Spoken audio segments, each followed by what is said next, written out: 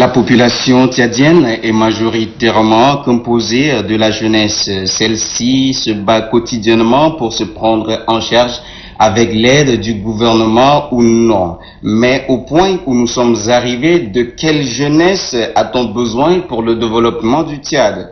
Nous sommes contents de vous retrouver, chers téléspectateurs, en ce jour pour un nouveau numéro du débat, votre émission qui permet d'échanger sur plusieurs thématiques.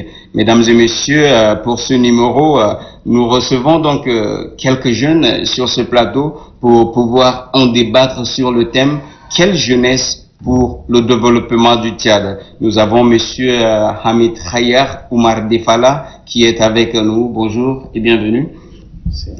Je rappelle que vous êtes IT, entrepreneur et le fondateur de Tchad Innovation, c'est bien ça? C'est bien ça. Alors, une fois de plus, merci d'avoir honoré à ce rendez-vous. Et à ma droite, nous avons monsieur Routouang Mohamed Ndonga Christian. Oui. Bonjour et bienvenue. Bonjour Destin. Il faut rappeler aussi que vous êtes le coordonnateur national du réseau des jeunes pour le développement et le leadership au Tchad. Bien évidemment. Aujourd'hui, quand nous parlons de la jeunesse, à quoi fera-t-on allusion? Mais avant cela, monsieur Routouang, dites-nous qu'est-ce que vous faites dans votre réseau? Parce que quand on entend parler du réseau des jeunes et autres, surtout pour le développement et le leadership au Tchad, qu'est-ce que vous faites concrètement? D'accord, merci. Merci Destin. Au sein du réseau de jeunes pour le développement et le leadership au Tchad, nous agissons pour rendre une jeunesse ou bien pour créer une jeunesse qui est plus axée vers l'action et qui veut faire de cette nation la nation dont elle a besoin elle-même. Alors nous avons pour credo pour nous, à notre niveau, c'est le leadership pour forger notre lendemain, et nous l'exerçons au quotidien. Donc le réseau de jeunes est une association qui regroupe des milliers de jeunes et composé majoritairement par 22 membres du bureau exécutif qui, eux, agissent au quotidien pour le développement de la jeunesse et bien évidemment avec l'aspect entrepreneuriat qui est l'élément majeur pour cette jeunesse. Ok, merci d'avoir éclairci ou de nous avoir donné une petite idée sur le dit réseau. Et avec monsieur Hamid Khayar, la fondation, surtout Tchad Innovation, à quoi ça sert? Tchad Innovation, l'idée de Tchad Innovation arrive un peu lorsque j'étais un peu étudiant, j'étais à l'université comme vacataire et je me suis rendu compte que beaucoup de mes étudiants se retrouvent sans boulot à la fin de leurs études et tout ça. Donc je me suis dit qu'est-ce qu'il faut faire pour que ces brillants étudiants arrivent à trouver une débouchée. Au départ, je faisais juste un lien entre des amis qui travaillent quelque part et je t'appelle, je dis Destin, voilà, cet étudiant il est brillant, il est sérieux, il faut le prendre comme stagiaire. Donc j'ai eu 2-3 stages et je me suis rendu compte qu'après le stage aussi il n'y a rien à faire. Et j'ai trouvé aussi que la plupart des jeunes, lorsqu'ils arrivent des études ou lorsqu'ils terminent leurs études, ils attendent toujours quelque part quelque chose. Je me suis dit mais qu'est-ce qu'on peut faire pour ces jeunes?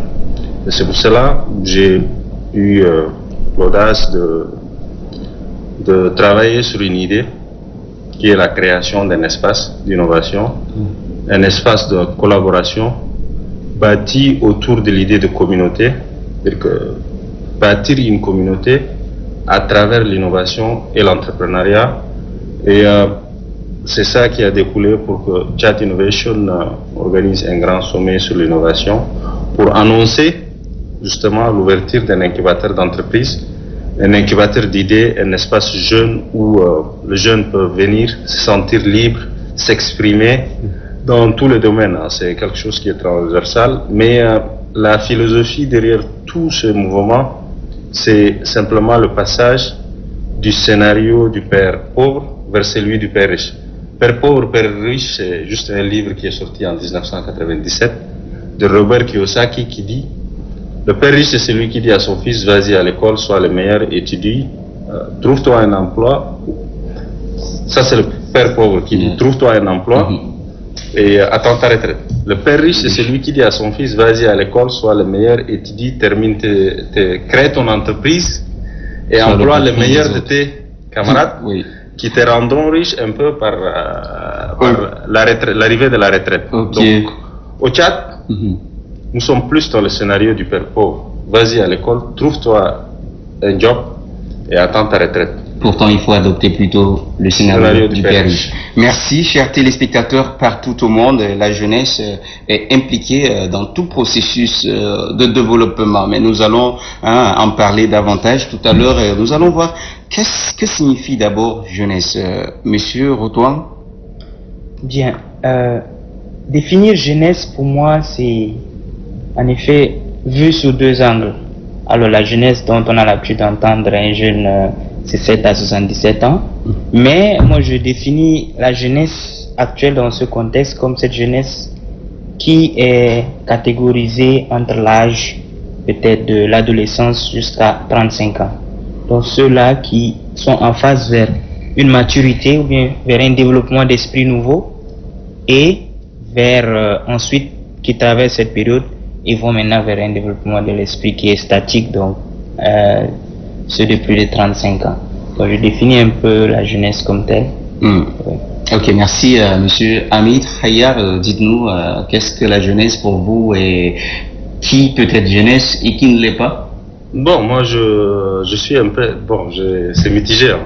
Parce que pour moi la définition de la jeunesse, c'est quelqu'un qui peut être, voilà, je ne le mets pas dans un carcan d'âge. Quelqu'un peut être jeune. Moi, mon plus jeune, c'est Abdoulaye Wade, Maître Abdoulaye Wade, qui est l'ancien président du Sénégal, qui a plus de 84 ans. Mais Abdoulaye Wade, c'est quelqu'un, quand il rêve en avant. Même à 84 ans, il n'a jamais arrêté de rêver. Il dit aux Sénégalais qu'il faut adopter la méthode des Japonais. Lorsque vous partez en grève, il ne faut pas casser tout, il ne faut pas s'arrêter, il faut mettre un brassard rouge. Et comme ça, si je passe, je reconnais que vous êtes en grève. L'idée de mon plus jeune, pour moi, c'est Abdoulaye Wade. Donc, il dit que pour les Sénégalais, ils aiment manger du tchèp à midi. C'est pour cela qu'il déserte les bureaux. Il a dit aux ingénieurs de repenser à une machine qui permet de donner du tchèp automatique.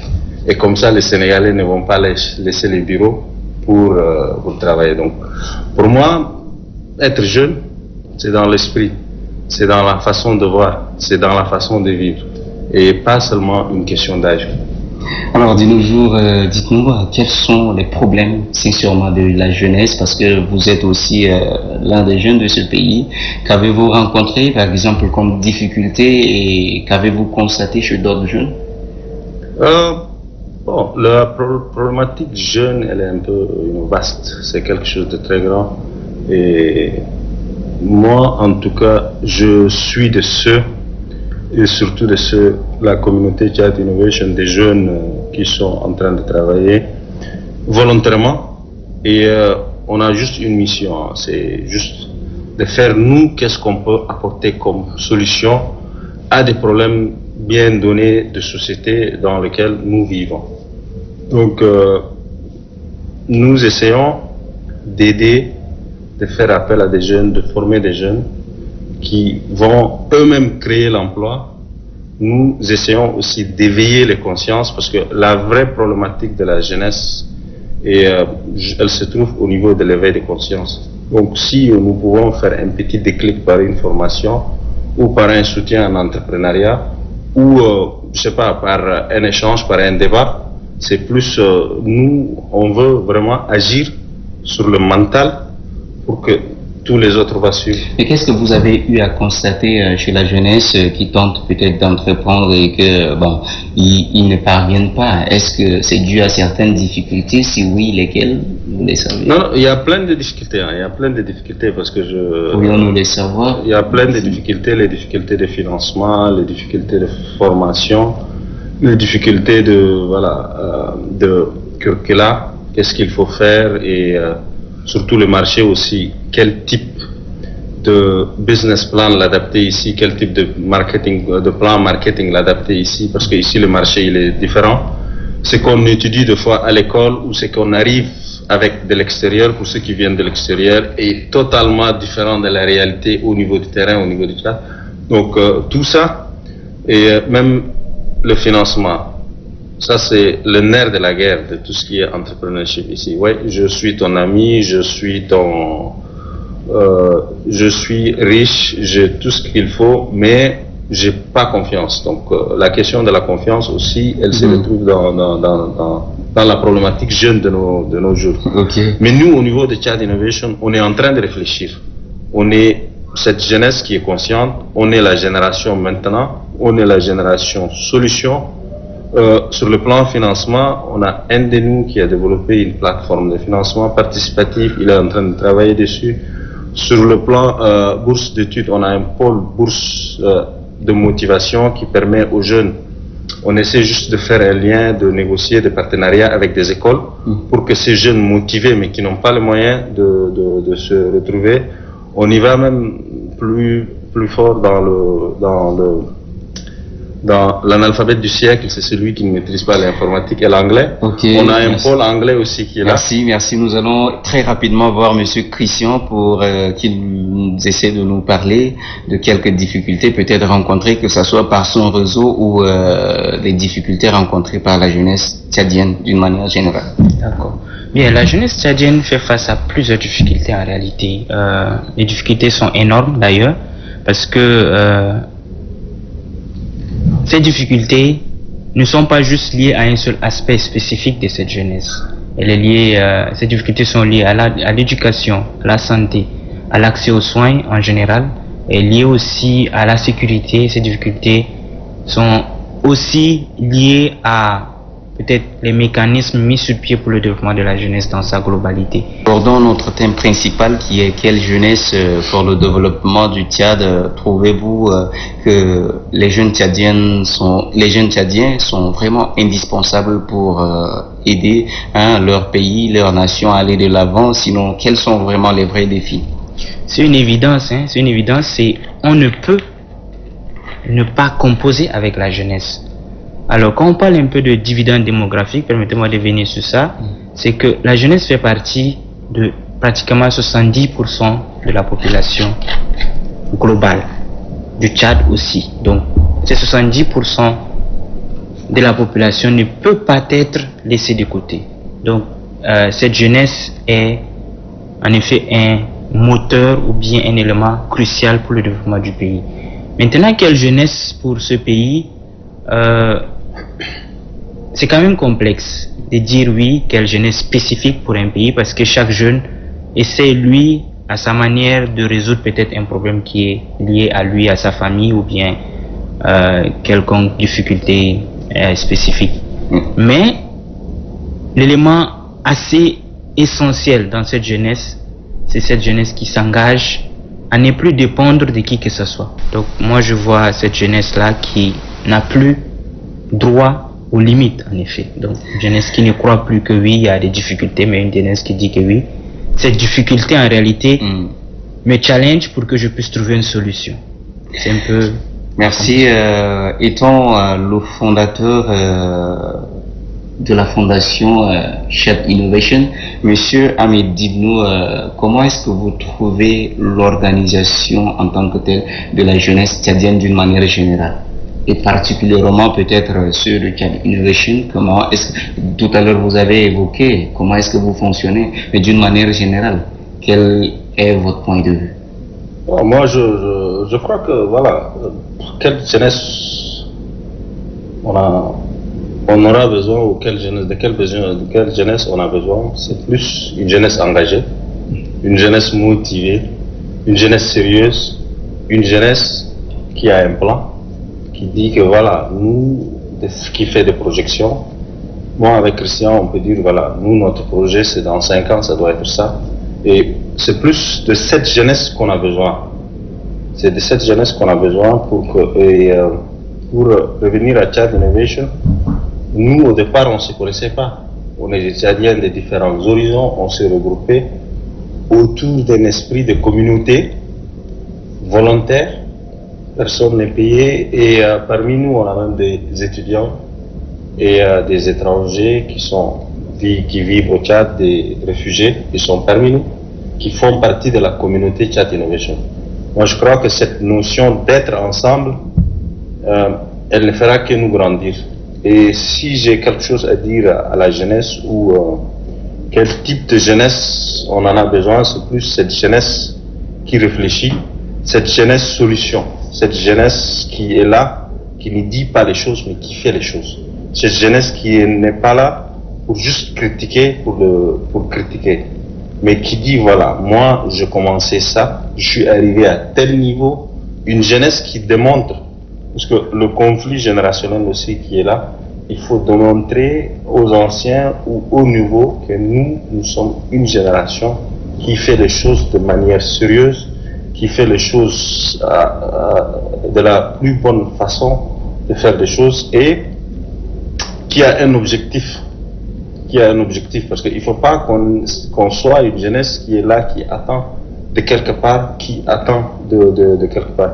Nous, entre nous, qu'est-ce qu'on peut faire? Et la jeunesse tchadienne, est-elle une jeunesse qui attend de quelque part ou elle crée quand même? Les deux. Hein. On a une jeunesse qui est là, qui attend de quelque part. On a une jeunesse qui est active, qui bouge, qui fait des choses aussi. En termes de pourcentage, vous diriez?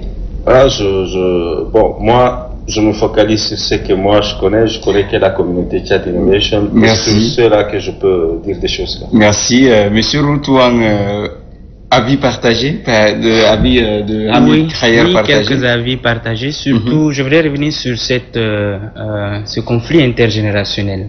En effet, c'est que ce conflit est né aussi peut-être du manque de sérieux de la génération qui nous a précédés, ou bien des choses dont on hérite peut-être de ceux qui étaient là avant nous. Ce qui fait que quand on va quelque part en tant que jeune, on nous voit un peu en ces jeunes-là qui viennent une fois de plus pour se remplir la poche et trouver des opportunités pour eux, des opportunistes en réalité. Et ça, c'est une rupture qu'il faut vraiment engager parce que ça fait beaucoup trop de mal à nos organisations jeunes et ça fait beaucoup trop de mal à la jeunesse en général. Il faut noter que il y a assez de manque de confiance vis-à-vis de cette jeunesse que même ceux qui sont en charge de la jeunesse ne sont pas jeunes. Donc, alors, il y a une rupture vraiment entre cette compréhension nouvelle de la jeunesse et la compréhension ancienne.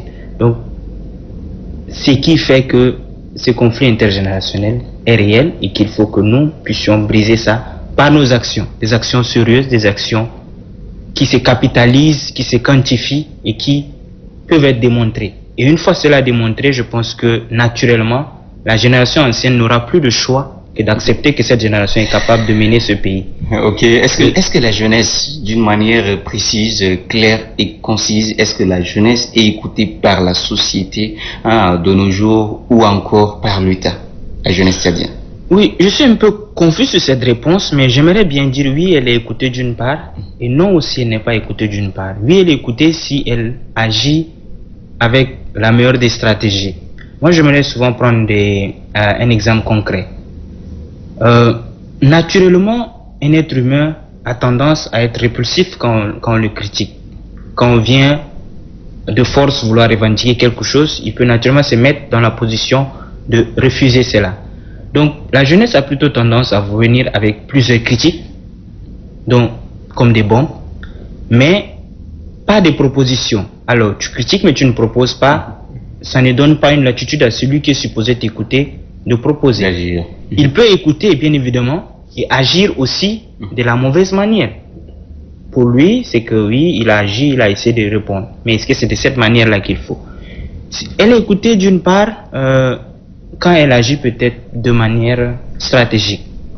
Donc, moi je vois les choses de manière claire. Il faut démontrer à ceux qui sont capables de décider que oui, voici ce que vous bénéficiez en tant que décideur si vous acceptez de prendre des décisions qui vont aider cela. Donc, je vais prendre un exemple aussi simple. Allez-y. Dans le cadre peut-être des difficultés liées à l'entrepreneuriat, la taxation. Alors, tu ouvres ton entreprise aujourd'hui, demain on te taxe. Mais on taxe parce que l'État a besoin en réalité des ressources pour pouvoir contribuer, faire fonctionner plusieurs ressources sur son budget. Donc, l'État est dans la logique, ou bien le gouvernement est dans la logique d'avoir des recettes pour pouvoir contribuer ou bien faire fonctionner ces structures. Mais il faut leur démontrer aussi que vous facturez juste peut-être 200 entreprises à une hauteur peut-être de 100 000 francs. Que direz-vous si vous avez plutôt comme taxe 10 000 francs et que vous avez 1 million d'entrepreneurs? Vous facilitez pour avoir la masse. C'est un peu l'aspect dividende démographique. Il faut toujours investir stratégiquement sur la masse populaire pour qu'elle puisse, elle, générer des revenus aussi petits qu'ils soient, mais qui contribuent largement au budget. Merci, merci. Merci. Nous allons prendre peut-être le point de vue de monsieur Hamid Khayer pour qu'il nous dise aussi est-ce que la société ou encore l'État est à l'écoute de la jeunesse ou de sa jeunesse? Bon, oui, moi je crois que l'État est à l'écoute de la jeunesse. Hein. L'État est à l'écoute et récemment la nouvelle loi de finances, elle a intégré ce que nous, en tant que jeunes, les jeunes qui promettent l'entrepreneuriat, et ces derniers temps, le discours présidentiel aussi est plus orienté vers l'entrepreneuriat, vers les jeunes et vers les femmes. Donc, et je dirais qu'il y a quelques ministres dans le gouvernement aussi qui sont des jeunes. Donc l'aspect jeune, il est compris par le gouvernement. Mais sauf que la vraie problématique, elle est à notre niveau.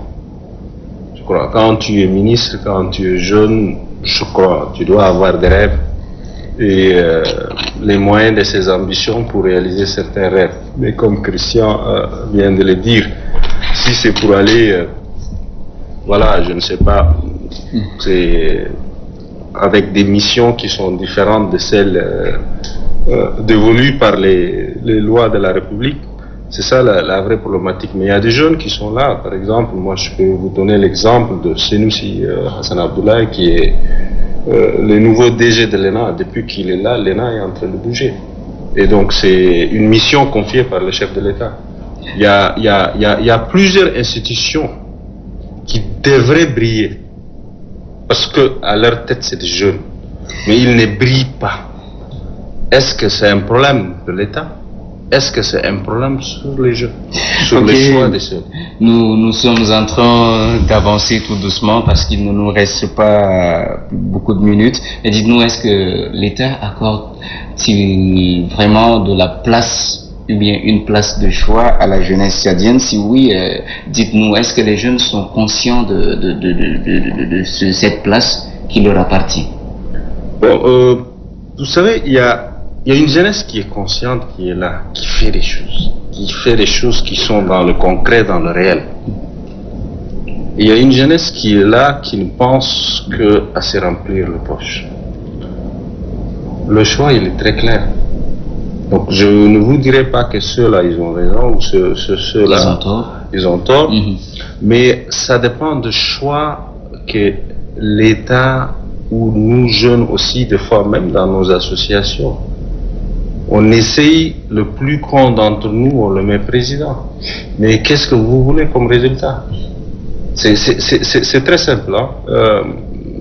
Comme on le dit là, tu mets à la tête d'une organisation un jeune. Et lui, il arrive avec un objectif de ne pas réaliser des choses très grandes qui peuvent rester dans l'histoire, avancer à long terme. À long terme, il n'est pas dans le long terme. Mais qu'est-ce que vous voulez? Les résultats, ils seront tellement médiocres. Christian, voilà. Est-ce que l'État tchadien aujourd'hui accorde une place à la jeunesse, bien que, bon, du moment où vous êtes aussi le président ou bien le coordonnateur d'un réseau qui comporte plusieurs associations, bien sûr, des jeunes? Oui, justement, comme je l'ai dit, il y a une place, bien évidemment, pour la jeunesse. Et ça a été démontré. On peut féliciter l'État pour ça. Merci monsieur Rotoine Christian et aussi merci à vous chers téléspectateurs. Nous avons bien voulu continuer mais malheureusement que nous sommes arrivés à la fin du temps qui nous est accordé. C'est tout donc pour aujourd'hui. Merci à monsieur Hamid Khayer Oumar Defala. Je rappelle qu'il est le fondateur de Tchad Innovation. Merci d'être passé. Et aussi merci à monsieur Rotoine Mohamed Ndonga Christian. Il est le coordonnateur du réseau national des jeunes pour le développement et le leadership au Tchad. Merci d'être passé. Alors, quant à vous, chers téléspectateurs, nous vous donnons rendez-vous très prochainement pour un autre numéro.